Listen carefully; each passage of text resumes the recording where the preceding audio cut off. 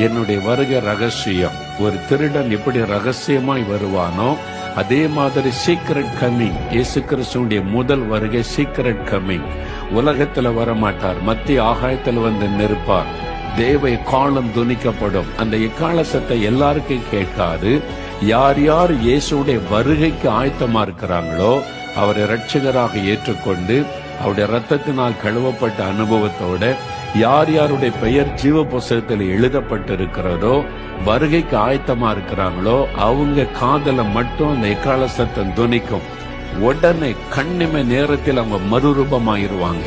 இந்த பூமியில மறைஞ்சிருவாங்க. ஆகாயத்துல மத்திய ஆகாயத்தில் இயேசுவோட இருப்பாங்க. அதான் வசனம் சொல்லுகிற காரியம். அதனால எந்த நாள் எந்த நேரத்துல மனுஷகுமாரன் வருவார் உங்களுக்கு தெரியாது. அதனால ஆயத்தமா இருங்க.